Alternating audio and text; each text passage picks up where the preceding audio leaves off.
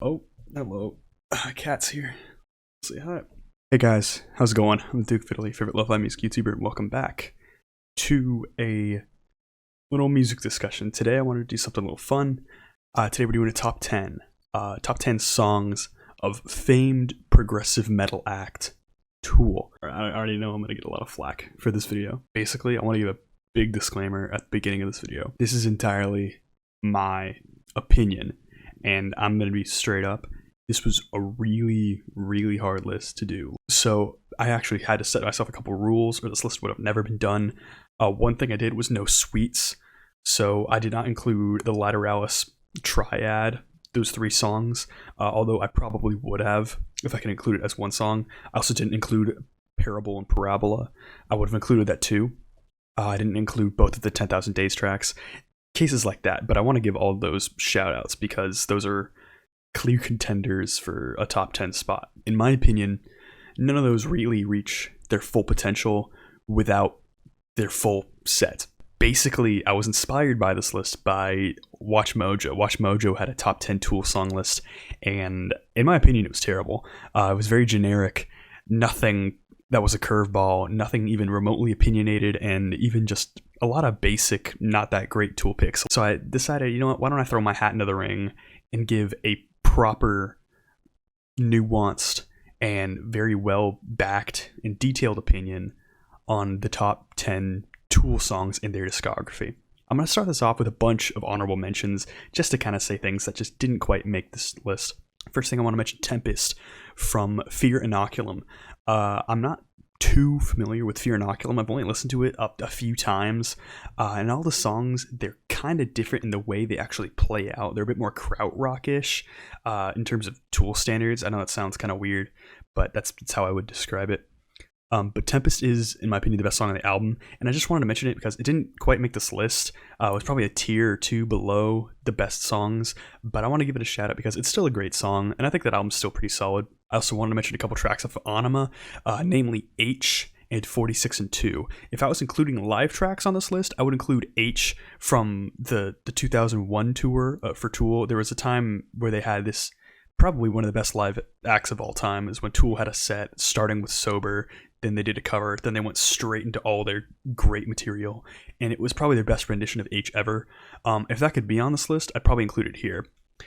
Speaking of live tracks, Jerk Off from their first EP, I wanted to mention that because I think that's the best song on that EP, but if I included a live version of a track as well, there's a live version of Jerk Off that is one of the best performances Tool has ever done, but that song itself is also very good. It's very hostile and a very good indicator of Undertow, which is their debut album that comes after the EP. I also, speaking of the first album, I want to mention Intolerance. That album, I want to mention Intolerance. That song didn't quite make the cut, but it really is just such a solid opener, and I really considered putting it here. I also want to mention Bottom. Bottom, if there was a number 11 spot on this list, Bottom would probably be that. Bottom is just a fantastic song, the most misanthropic song that Tool has, one of the best arcs, and the Henry Rollins feature, totally out of left field, but amazing, and also one of Maynard James Keenan's just best vocal performances he has ever done. It literally has like two climaxes. Just when you think it reaches the best point in the song, it reaches it again. Totally check that song out if you have the time. I also want to mention Zombie. I think Zombie's a very interesting track, and it has a lot of elements that Tool doesn't use in other songs. So I just wanted to give that little shout out because I think it's a very interesting song. It's just didn't quite reach the levels of interesting features that these are my top 10 had. And also, if there was like a number 12 spot, I'd probably say The Patient. Patient is a very underrated Lateralis track. Not a lot of people mention it, but I think it's a totally fantastic cut. And now onto the proper top 10. And once again, this took forever to come up with. We can go on and on about songs I didn't mention on this list. Go ahead and comment your list down below if you can think of it in a timely manner during this video, because I know they're tough to narrow down. I know people have opinions all over the discography, but here's my personal 10, and I'll give you my reasons why. So number 10, we start off with The Grudge. This is the the opening track off of Lateralis, widely considered Tool's best album, and I'll have to agree there. Lateralis is, in my opinion, Tool's best album. It reaches a lot of interesting ideas, and I think The Grudge is just a perfect opener. It starts off with some like electronic sounds, but it's not too crazy, and that's an element of Lateralis I like a lot, is that the electronics are very subtle. Probably the biggest flaw of Fear Inoculum is that the electronics, they're so upfront and they're just never appealing, except maybe like once or twice. Lateralis does it just masterfully. It's always these little like wispy effects or maybe a little industrial hit here and there, and The Grudge does it perfectly. And then it has this really percussive opening, and just when you think that's just as much as it gets, you have this like chanted part from Maynard. You get this chanted part from Maynard before you get the really spaced out bass riff, and that's when probably the best, like if there was a best like 5 seconds in Tool's discography, I would probably have to argue it's the hits in The Grudge of the increasing of the double kicks that Danny Carey does on The Grudge. Just an absolutely phenomenal moment. It builds an intense amount of tension right before you get the bass riff right after that. Just absolutely incredible stuff. Also a really interesting message. Really nice way to start off the album. Just a perfect way to lead you to the next just whole batch of material. Number 9, we have the only cut from Undertow on this list, Sober. This might be surprising to you guys. You might want it to be lower or higher, I guess, on this list. In my opinion, it is a perfect song. For what it does, it's absolutely perfect. It tells of what's to come very well. It's very personal. It's very in your head, and it's very isolating, and it's got a lot of emotion. This is Porsche again. Hey, buddy. Guess he wants to review Tool too. Awesome song. The bass riff is kind of legendary. It's, if you guys don't know, the way Justin Chancellor tunes his bass is in drop D, just like how Adam Jones tunes his guitar. So all 4 strings have the potential to hit D on 3 different octaves. So you get this really crunchy, kind of percussive, just really big sound. It's just such an effective and pounding riff, and when everything layers, it's just incredible. And the section where it pulls back is just so tense, and it really gets you that like that kind of drugged out sort of aesthetic of the first 2 Tool albums. It really puts it right up in your face, and it gives it a much more emotional hook than I think some other Tool tracks that try and go into the more drugged out space. It really gives a lot of emotion to it, and I think it's just a wonderful song overall. Number 8 is Vicarious, the opening track off of 10,000 Days. This used to be my favorite Tool song, and it was actually probably the 3rd Tool song I ever heard, because the first Tool album I bought was 10,000 Days, and I remember playing it in my car after never hearing Vicarious, and just that opening bass riff immediately just grips you tight and just sits you down for the entire rest of the track, potentially the album. And you get the droney part that sets you into the actual verse of the song, which is almost like the switch between parable and parabola, but it's in a little bit of a shorter section. And also, out of all the themes of any Tool song, Vicarious has always been one of my favorites, where it's that people get their like sick kicks off of vicariously through watching people like die on TV or in the news, and it's such a misanthropic view that really wasn't touched upon that much in the past couple of albums, but Tool always has it in a song on each album, and it's always such a hit. In my opinion. Also, Vicarious has one of the Maynard's best vocal performances, especially for 10,000 Days, and especially like at the climax towards the end. Just incredible. And there's even the syncopated bass part that kind of brings back the original riff from the intro. Just sublime stuff. Utterly gripping. If you don't love Vicarious, I don't know what to tell you. Some people criticize it for sounding a lot like Lateralis material.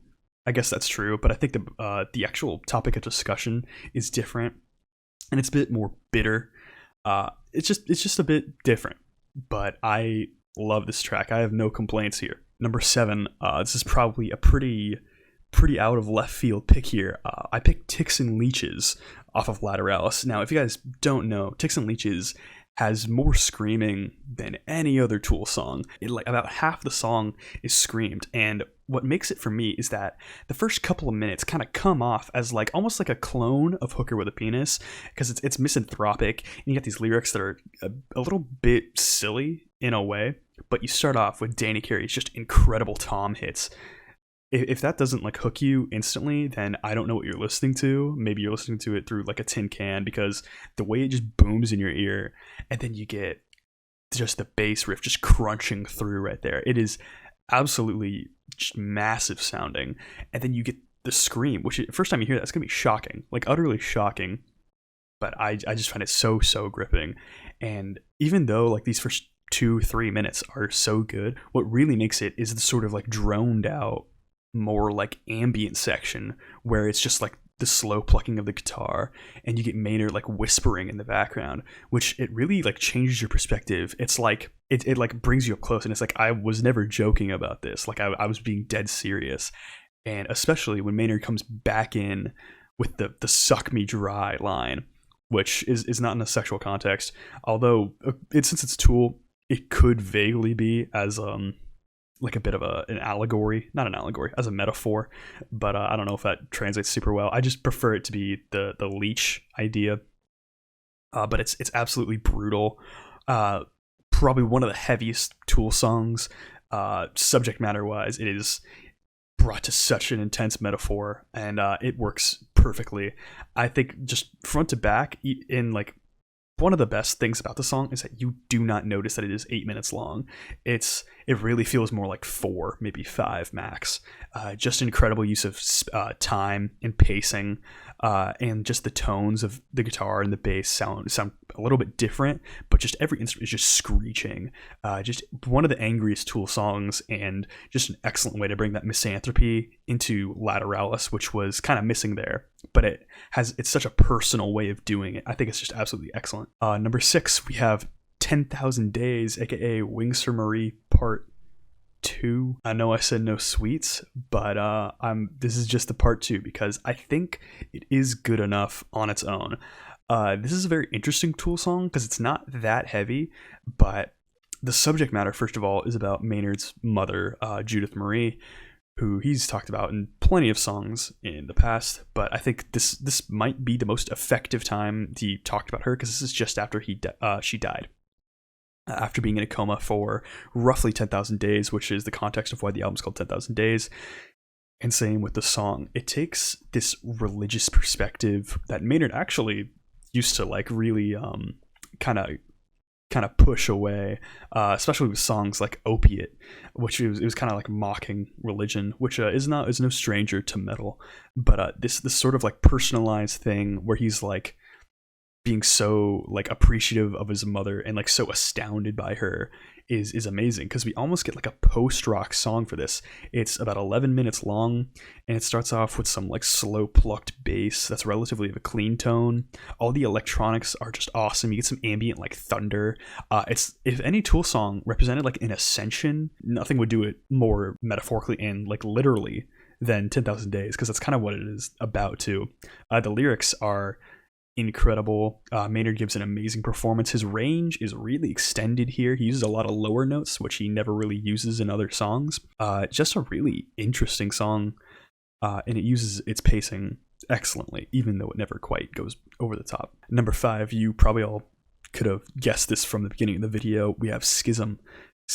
Schism is probably the first Tool song I knew. Just straight up, the riff is legendary. There is no more iconic Tool riff than the 5/8/7/8 polyrhythm.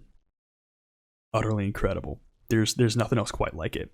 Also, the other sections are just amazing, and nothing else is quite like the bridge and the lyrics of Between Supposed Lovers, Between Supposed Brothers, and then just the drum hits after that, just so good. I will never forget listening to that through my like little phone speaker before Tool had streaming over a YouTube link. It just that really crunchy, like distorted, like YouTube sound from like, I don't know, 2009 when the upload happened. But it's absolutely just phenomenal stuff. And the whole concept of Schism ties into the album perfectly. Where it's a division between two people, because I know Lateralis is meant to be like a spiritual and cerebral but very personal album at the same time, and nothing does it quite like Schism. Incredible song. If you don't know it, then you really don't know Tool. I mean, you don't know Tool at all if you don't know that. I'm guessing, but masterful song. One of the shortest songs on the album, but it just goes above and beyond Call of Duty, and there's nothing quite as hooky and as gripping as Schism. Number 4, we have Push It. Push It, I actually am really surprised that not a lot of people seem to mention it that much, but it's, I mean, as you can see by its placement in my list, it is one of the best songs off of Anima. It is one of the most progressive Tool songs, and one of the most emotional. And this was one of those times where Tool had that massive climax towards like the end of their song, where Maynard sings "I Must Persuade You Another Way," and the whole song is from the perspective of someone who's going through an abusive relationship that has gone way too far. And just like Ticks and Leeches and just like several other songs, the part where it pulls back and you get the more droney section, which I think Anima does those really well, because it has these little like dirty electronic bits and just a really droney guitar, which I think some of Adam Jones' best materials off of Anima. And you have just Maynard saying, "I am somewhere I don't want to be," which it really sinks the idea in so well. I couldn't really think of a better way to do it myself. Really emotional song. If a Tool song could make you cry, it's probably going to be Push It, first of all, because it's absolutely gorgeous. And also just the guitar solo, just it literally sounds like it's getting seared into your skin. Like, it sounds so just pained. And it's a very chaotic song as well with the guitar solo. Very excellent track. One of the most emotional moments in Tool's discography. Very, very great song. Number 3, probably another sleeper hit in my opinion. Right Into, off of 10,000 Days. Right Into is the closing song, other than the hidden track off of 10,000 Days, that portrays an angel's perspective while watching primates evolve into humans and immediately start going to war as they evolve. Which I find, first of all, the concept of primates evolving, and there's like a line where violence is like discovered, like killing for sport, is a super interesting concept in the world of animals in the first place. I know there was the Great Ape War. I don't think that's the name of it, but it's a super interesting concept. And also, I know the topic is about war, but it's also like talks about original sin and all these really interesting concepts, which is very emotional, and it's almost like makes you kind of think about yourself as the song goes on. Some other really great parts about the song is Danny Carey's drum usage. One of the really interesting parts of this track here is Danny Carey's usage of the tabla, which I think in the studio he used a real one, but live he'll sample it, which leads to one of the best drum solos in Tool's entire discography. Really, really interesting stuff. And then you get the basically battling guitar sounds from Adam Jones, and just the tension is really increased by Justin Chancellor's bass playing. Just really crunchy stuff, really percussive, really angry, really, really spiritual stuff, actually. And Maynard's singing is really, really good here. Honestly, in my opinion, this is one of Tool's most tense songs. It's absolutely just riveting, and it really just like grips you the whole time and kind of just looks you dead in the eye and makes you wonder, are you a good person? Is humanity's place on this planet like a good thing, or are we just wasting our time? One of the most introspective Tool songs. It's utterly phenomenal. Probably the highlight of 10,000 Days in my opinion. Number 2, honestly, I'm shocked that this song isn't on other people's lists as much, because I debated for a bit making it number 1. Number 2 is Third Eye, the final song off of Anima. Third Eye is one of Tool's longest tracks, being about 13 minutes long. So this song is also one of Tool's most progressive songs. It starts with a sample of Bill Hicks, the comedian who is talking about drug usage. And if you can't tell already, Third Eye is a song that's like mostly about drugs. First of all, you might be wondering, Duke, why do you have Third Eye on this list but not Rosetta Stone? They're both about drugs. And there are also several other songs about drugs, like Sweat. So the thing about Third Eye isn't Rosetta Stone. Rosetta Stone's whole idea is that a guy takes drugs and sees things, and now he's like questioning what's real and what's not. That's about the smartest take I can give it. That's the least critical take I can give it. If you can tell right now, I'm not the biggest fan of Rosetta Stone. I just think it's not one of Tool's best songs. Sweat is a purely negative view of it. Same with Sober, but Sober, it also is very deeply emotional, so I can kind of forgive it there. Third Eye, while it's very progressive, it's also very trippy and very spacey, with some of the best playing from all four members here. Also, Danny Carey just brings the house down about midway through when everything drops out and you hear his most subtle playing that that from what I've heard he's ever done. Just the subtle hits on the snare before he just hits the syncopated stuff with like the ride cymbal, and it all builds back up. And it's all about how Maynard is like trying to reconnect with someone who died through the usage of like drugs. Which if you want to take like the religious aspect and look at the actual spot of your third eye in your brain and the opening of it with drugs that might have come from like a burning bush, which is a whole other topic for a whole other video and a whole other channel because I really don't know that much about it. It's a super interesting and super emotional aspect of it, and just basically if none of that gets you, then the 2-minute outro of Maynard screaming, prying open my third eye will absolutely hook you into the rest of the song. A phenomenal closer to an album, probably the best closer of any Tool album. Just slightly edging out over Right in Two, in my opinion. But an incredible song, a very underrated song in Tool's discography. Just, you gotta listen to it. And the number one pick for the number one Tool song, I didn't want to do this one, but I kind of had to. And, well, it's Lateralus. It's Lateralus from the album Lateralus, released in 2001. Now, if you know the song, you know the song. It's the song with the Fibonacci sequence in the music, which Maynard James Keenan on the Joe Rogan podcast pointed out how he doesn't like the song that much because it's kind of it's almost like pretentious in the way that it points out the math in the song, even though music is already mathematical in a way with all the fours, because songs are only 4/4. You've got a whole lot of math involved outside of the Fibonacci sequence that's much smarter. And he says it's a little surface level pointing it out so much. But I'll counter Maynard and say, first of all, the time signatures are very gripping here, one of Tool's most progressive songs. Two, the lyrics are very introspective, talking about like birth in the opening line. And it's just a very cerebral song in terms of the lyrics, very interestingly done there. Also, a lot of the textures on this track are incredible. The guitar solo sounds like it's like prying your mind open. It's utterly insane. And the bass part, which is one of the simplest solos I've ever heard, it's literally just one note with this flanger sound effect. I think it's called flanger. My bad if I mispronounce that. But it just shoots it just through your body. It's literally like it takes your soul and just pops it out of your body for a second and it drifts it back in. Really insane sounds here.